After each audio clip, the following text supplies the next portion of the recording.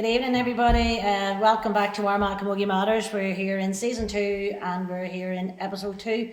And I'm delighted to be joined here from the far end to myself. We have Cian Laverty. Cian is the manager of Armagh Camogie. Middle, we have a former and hopefully again future county star, Orla Murray, taking a wee bit of time out from county duties there, Orla, from Katie Club. And I have beside me here Kerry Toner from the St Bridget's Club. I'm Sally Rowley, the chair of Armagh, and I'm here to try and get these experts to give us their opinion over the course of the next 20-25 minutes or so. So we're going to just kick off a few questions. We're just in the eve of championship kicking off this weekend. So I'm going to kick off, I think, with yourself, Orla. We'll start with the seniors because they start this weekend. Our 2 quarterfinals are on. We have Tullysarn versus Madden, and then we have Portmore versus Ballymacnab. So do you want to share what your thoughts are in those 2 specific matches, and then I'll take it from there. So both games I think will be very competitive this weekend and great to open the championship. So it is. Tullysarn versus Madden now will be a clinker of a game. Both teams have actually young sides, young players to the do, and have lost a few players due to travelling, etc. But I'm sure Tullysarn will be absolutely delighted to have Emer Hayes, the very experienced, back with them after her travels. And from our own experience, Tullysarn is very hard to beat in Tullysarn. So they are. But Madden, on the other half, Madden's performance throughout the league hasn't been that great, just with a few players missing, etc. But Madden always never give up attitude come championships. They do. Their fielding of the ball, their speed as well of the young players is absolutely first class. So it is. So I do fancy Madden to come out of that game. So okay. And then on to Portmore and then the NAB. So Portmore are a very physical and young side with plenty of experienced county players and young girls, the likes of Katie Komsky, Neve Falker and the O'Kane sisters. So anytime Katie Komsky gets an opportunity to put that ball over the bar or under the bar, she'll do it. She's a very experienced player. For Ballymacnab, their league performance, they're top of the table, so they are, and well deserved because the performance throughout the league was excellent and great games from them, so there was. The NAB have experience of winning county senior championships, and I do think that will help them get over the edge. And even last year's defeat against Graham-Moore, they'll be out for a wee bit of revenge and to get their place back into the county final championship. So I do think it will be Madden and the Ballymacnab making it through to the semi-finals. Very good. That was a really good analysis you gave us there. That was excellent. You did mention, I'll pick up, unfortunately, particularly Tullysarn and Madden, as you say, there's been a lot of girls from across clubs in the county have actually done a bit of travelling this year, and Portmore as well, because I think one of the O'Kane girls went off down there. So I think in the Ballymacnab's case, they mightn't have had so many have lost this year. So next year could be a different kettle of fish from what I hear. So Madden and Ballymacnab's getting your flag of success there. Okay, well we'll see how you get on there. Yeah, you should be a reasonably good judge there, but I'm sure Tullysarn and Portmore, they'll have a better. That could be a good team talk for them at half time to play this game. Cian, we're going to come over to yourself because intermediate quarterfinals also on this weekend. Cullifell, Middletown. Cullifell last year's winners actually. Cullifell won last year in a fantastic final. They play Middletown, newcomers to this division or this championship for they've been senior for quite a while, and then we have your own club Armagh versus potentially dark horses there in Cullyhanna.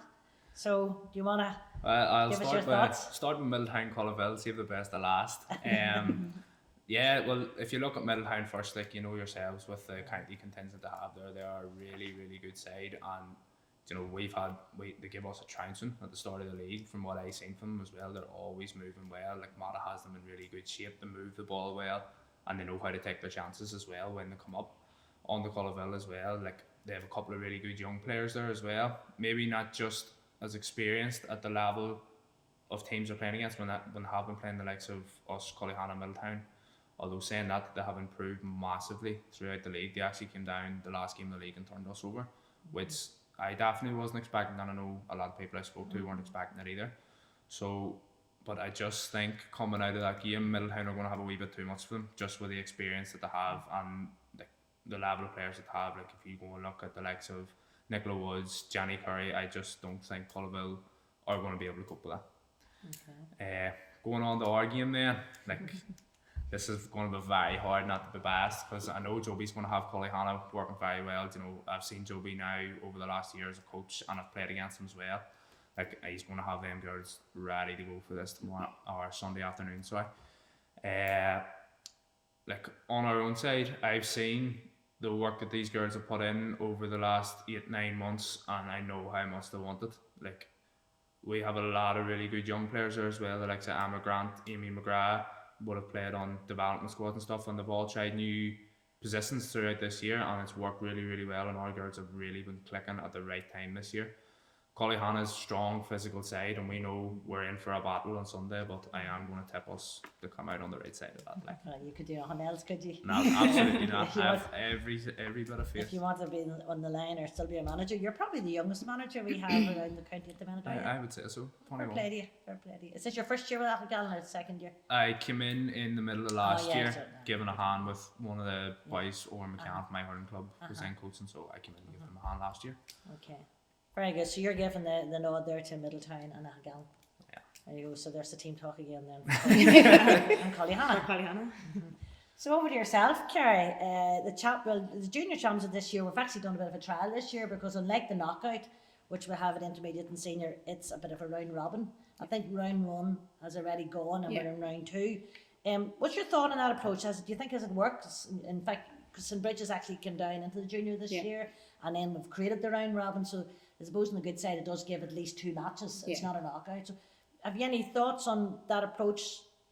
Would you prefer it, or what's? But I suppose given the numbers, the small numbers in the junior championship, it offers more opportunity for games. So like it is a better option than potentially training all year to be knocked out in round 1. So personally, the round robin is a positive for us that that we think. Okay, and you mentioned a good thing because I think we only really have the 3 clean. There's 6 teams in the other 2 championships, but there's only the 3 in junior. St Bridget's, Mullabon and Derry McCash. Unfortunately, Clevey, were had to pull out from that because I think they were struggling with the numbers. So you're quite right. At least you can't have a championship with 3 teams in it. You have to do something else. And how has that round 1? Has there been any patterns? Because you're now this weekend yourselves take on Mullabon in round 2. So how did you play round 1?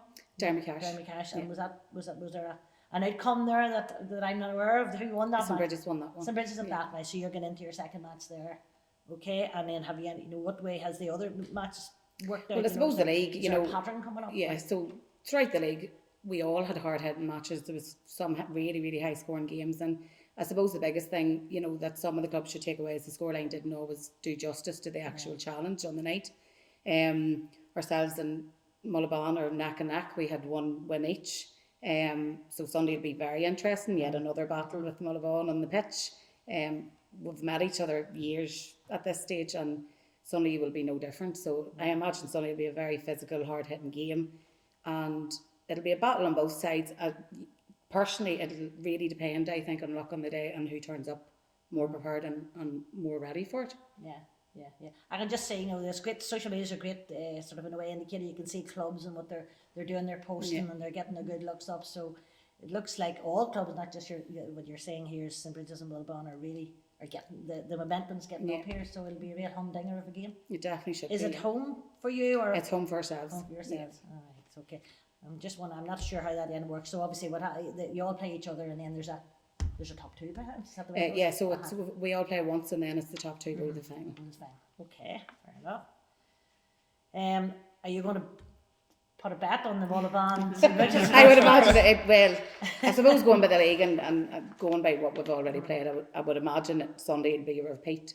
The 30th should be a repeat of this Sunday's match. So it'll be a warm up for the final, hopefully. But you'll never knock back your own club. Okay. So hopefully the bids are there on the 30th anyway. All right, very good. Okay. We touched on it there earlier about the restructure of the leagues and championship this year. We've now back to having 3 leagues.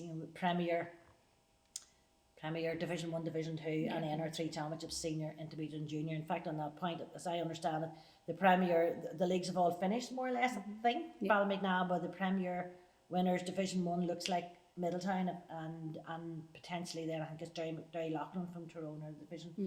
The Division 2 winners. Do you think it was this is a question for you all, do you think was that a good exercise? Because certainly apart from Katie, the other 2 clubs that are in here tonight moved. So we'll kick off with yourself there, Cian. Well, we were down in, so we had played in the senior division last year, and like it was good as well last year. We were exposed to a really high level of play consistently week in, week out. But I don't think the level has dropped much in intermediate, and there is a lot of competitiveness in the games. Like if you go and look even at our form in the league, we were beaten by or drew with everyone at least once, and beat everyone at least once. So there was a good spread of results, and there's a lot of decent teams in that intermediate as well. And I would probably say out of the three, it's going to be the closest championship to call. But at the same time as well, it keeps that competitiveness in the league when you're taking away maybe hammerings of teams that are just maybe that 3 or 4 years further ahead. Even if you look at the likes of Ballymcnabb, Greenmore, compared to teams in intermediate like ourselves, maybe Culliville Dinos, who just have that few more years to get to that level, but are on the right track as well. So definitely think it's been a success in that sense. Yeah. Orla, Yeah, no, I definitely think it's a success. It's you want to play matches, so girls are getting plenty of matches this year in the league, so they are. And it's given that wee bit of competitiveness in the league. It used to be, you just play your league games. Some league fixtures were never even finished before championship, whereas this year they're all finished up. There's the league tables out, Ballymcnabb, etc. has topped the senior league. I do think for girls especially, and I know for us, like as a player, a round robin championship would be brilliant, because as every camogie girl dreams is to win a senior championship or any county championship, so they do. To bring that in as well, like if we could see the competitiveness in the league, what would it be like come the championship? It's just not knockout.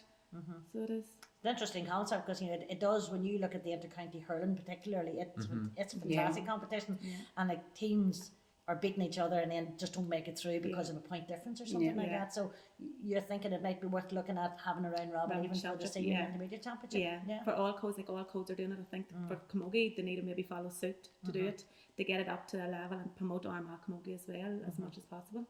Okay. We definitely had success with that with the hurling championship. The hurling championship went to that last year as well, and teams that were probably getting knocked out, like ourselves included, when we were playing senior championship, we were knocked out in the first round every year for 3-4 years.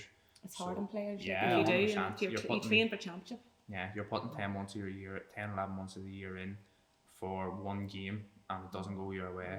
And then it's straight back, and it's a long winter. Long winter. You're Tracy's, I think. I am Sean Tracy's. Just to get that clarified. In case people think there's a gallon set up a hurling team. No, not yet anyway. And then we've sort of touched on it anyway as well, in terms of you also benefit. You thought that this was I suppose every club will have their own opinion, and there's some see the positives and some see it as negatives. We were in intermediate for years, always kind of pipped at the post and thereabouts. And this year seen us regraded down to junior.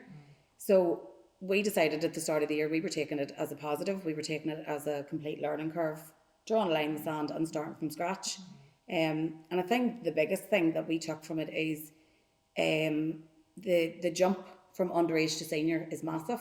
It's very daunting for very young girls coming up who have never probably played with some of the girls before. And it allowed our underage this year to do the jump, to play their senior matches, debut in senior in teams that they could compete with.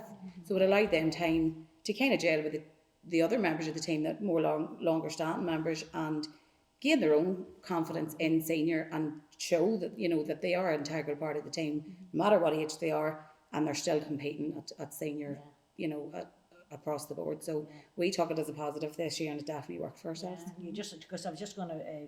You've just prompted me, because I was going to look at the St. Bridget's having fantastic underages last 2 or 3 years. You've won a couple of failures in a row and you were just picked with the post this year. So you've got 14, 15, 16-year-olds coming in. So that's your feeder into your senior. So coming into like a junior setup is probably a really good introduction for them. It definitely has worked this year. Like we have found before, even in intermediate, coming from a very successful underage team into a junior league and getting maybe beat quite a few times. So it's quite demoralising. It doesn't always help them. Whereas this year, when they did see that we could win, we were playing great camogie with them and the team starting off.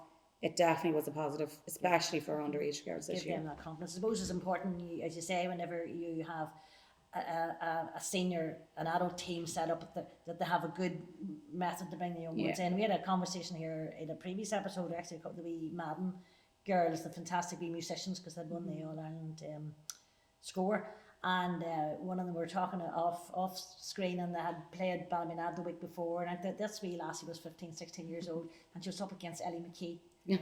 And it just you can you can understand how she felt, and so therefore having that scope, you can bring them in, and it is daunting going up. It definitely is. No matter, like, even if they were successful at their own age group, they have confidence in their own group of peers, but it is a massive jump for anybody, and I definitely think this year worked better than it probably has worked before, in a while for ourselves.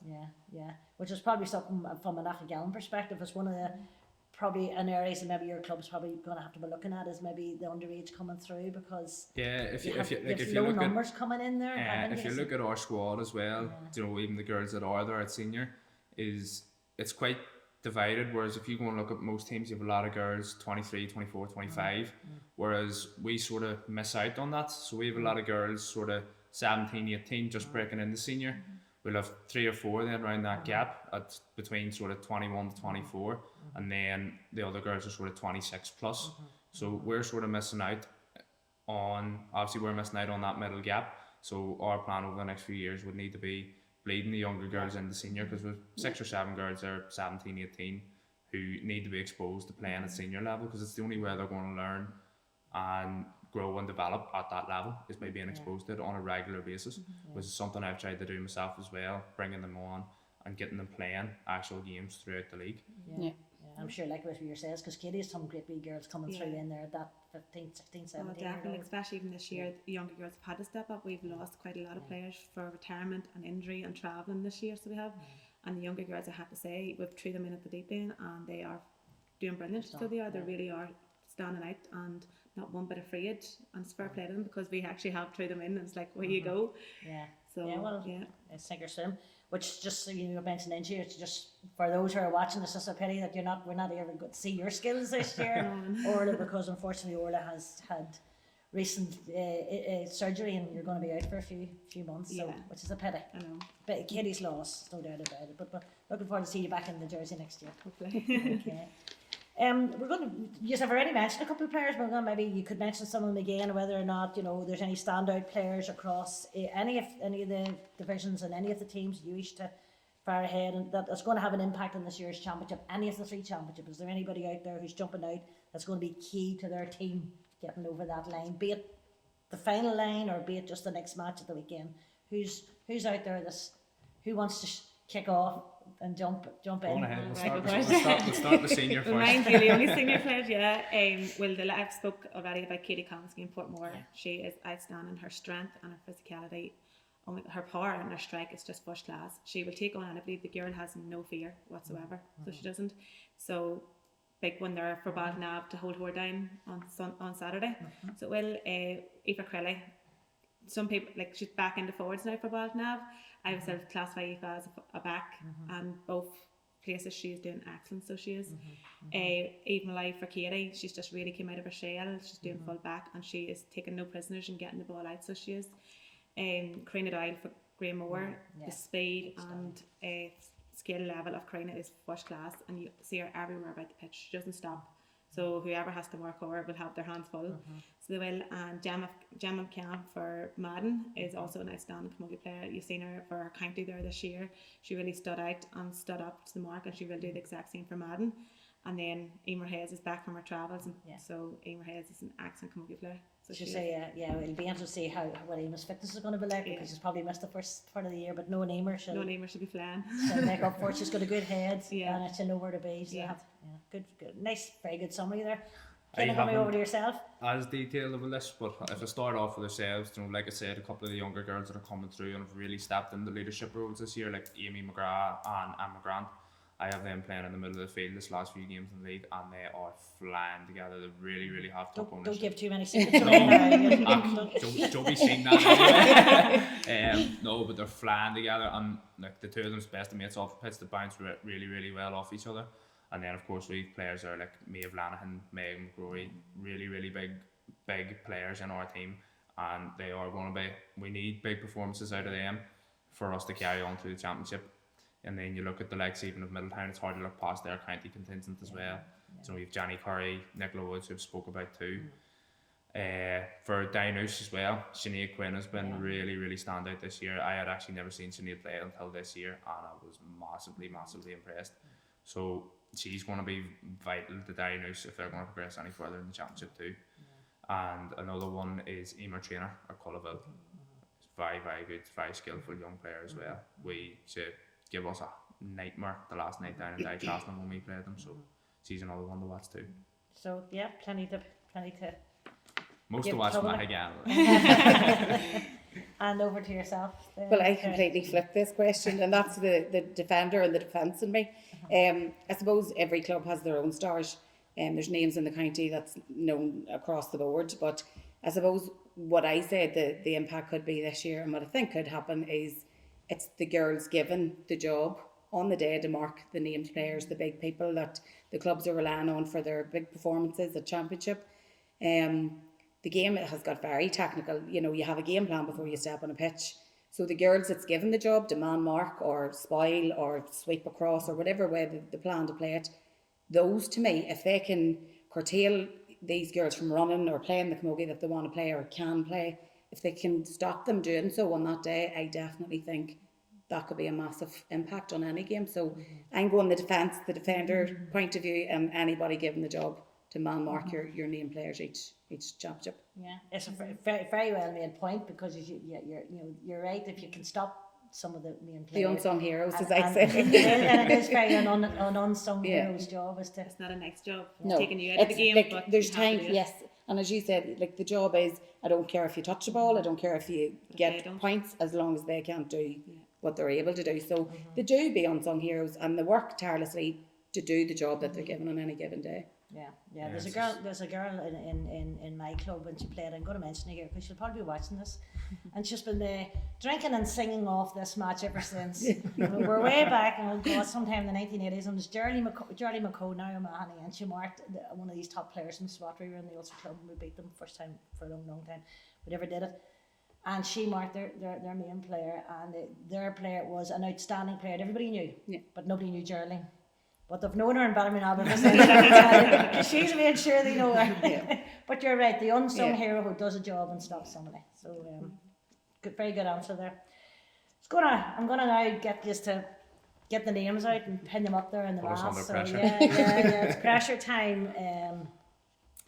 Obviously, I'd imagine if I asked you all to pick the finalists in each of your 3 grades, you're allowed to pick your own team, because I imagine you'll not get into your own pitch again if you don't. So if you want to pick who your opponents might be, and in the final of each of the championships, and then after that I'm going to ask you, if it's not your team, who would you put your money on if you're going to put the bet? And we'll have a wee look at this then later on in the year, and we'll see how close you were. So maybe we'll start off as junior this time and move up.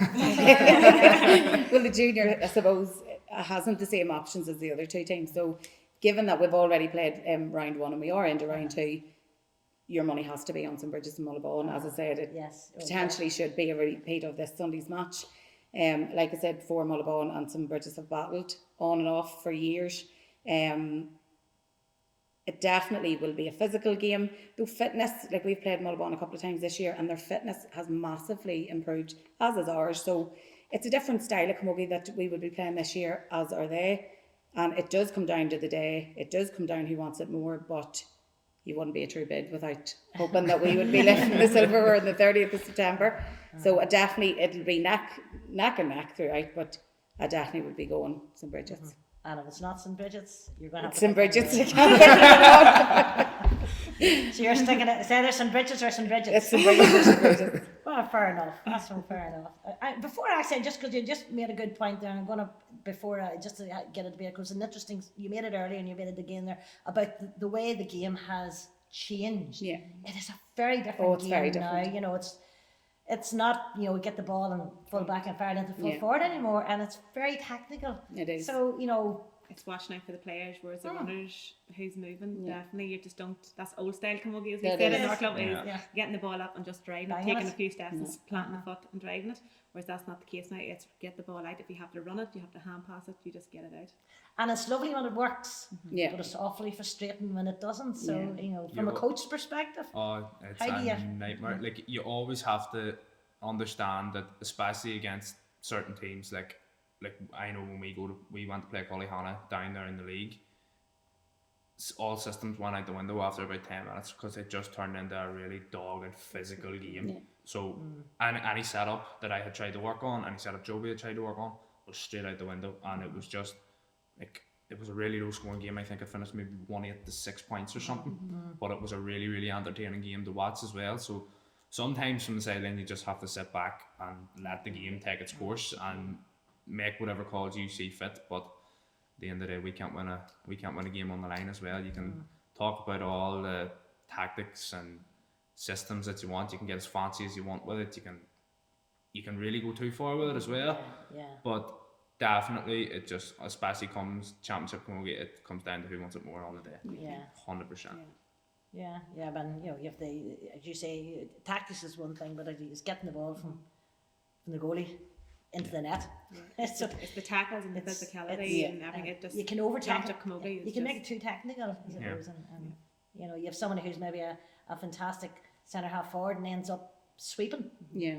You know, so it's You don't want a game pretty tactics boards, like you win a game putting the ball over the wire in the back of the net. That's the be all and end all of it. Like, so now that we're with you, we've moved from junior, we're going up now into intermediate. So, who do you expect your finalist alongside yourselves to be? it's a tough one, but I will go with Middletown. So I think, if I'm right, it's Middletown Cullerville tomorrow night, and Middletown will play Cross then if they get over Cullerville in the semi-final. But Cross Middletown seem to have had a few good games as well. I've been chatting to a few people around that, different coaches and stuff, but I just think from what I've seen of both teams this year, Middletown will have, or all the teams this year, Middletown will have what it takes to progress to a final against themselves, of course.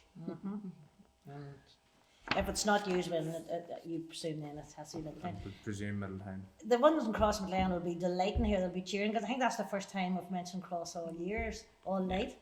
And you know what the cute hers and Cross are like. They'll be saying this is our year. So. Cross have a very good side there as well. Like, we played, when they came down to us, we drew with them dubiously, but we'll go on from that anyway. No, but like, it was the same again. It was a really intense, really physical game, and it was sort of the last 10 minutes, systems just went completely out the window, and it was all just down to pure aggression. Like, I think we were maybe 4 points up with 10 minutes to go, and Cross came in. They were more physical than us, they wanted the ball more than us, and ultimately they got the draw out of it then. And then when we went down there, I think they were missing a few girls when we played them in Cross for the league, but they didn't show as well as they did the first night, but it's still, like, it was by no means a walkover. I think it was 5 points That's we won by that night. tactics. That's tactics. No, but I know as well they were waiting on a few of their ladies footballers to come back. They were on county duty with Armagh as well. I think it's the McConvilles were coming back in, so they'll be two big additions for them as well. Okay. That's if I'm right. I could be wrong on that, but don't quote me. So say they're going to Armagh or Middletown. I think I'm on Middletown. Well, Now over to Katie. What does Katie think? God, now, hopefully, we're hoping Katie and Baltnav. You I'd reckon? say. But I do think the semi-final against Greenmore and Katie, it's always a cracker of a game. It was last year. Yeah, This one that went to replay. Yeah. And then there was only No, just was one more than replay. one Yeah. last night. Always is of us and Greenmore. There's always a battle. Two local derbies. Like, it's. But I'd have to say then, it would be between the two, Katie and Greenmore getting in there, and Baltnav, I do think we'll get it this year. I do think from the hunger from last year getting beat, and there's nothing can beat determination and hunger on the championship day. Yeah. Okay. Well, it'll be interesting to see. We'll take a note of all your predictions, and we'll see how close our other yous are. Yous are probably made 2 or 3 teams smile, and the rest of them. Let's go. Exactly. Well, listen. I think that's our conversation finished. Thank you very, very much indeed for your contributions. You've all been really entertaining and very informative. Thanks for the homework you've all done to come in here tonight. You've travelled quite a wee bit to come, so I really do appreciate it. I'm not too bad. I work in Armagh anyway. So Right, so that's handy enough. It wasn't too hard. I flew down the hill there. So thanks again to Cian Laverty, Gallen, Orla Murray, Katie and Kerry Toner from St Bridget's, and I'll not finish before wishing Orla all the very best. I think in about 5 weeks she's going to walk the aisle. I know. With who is the Sean Dial from Shamla. from Camla. So wish you all the very best there and hope everything goes well. Just to wish all our teams all the very, very best in this year's local women's magazine adult championships. Hopefully a good sporting competition ahead, and I'm sure we'll probably have another session like this come closer to the 30th of September. So again, thanks for our panel and thanks to everybody for joining us.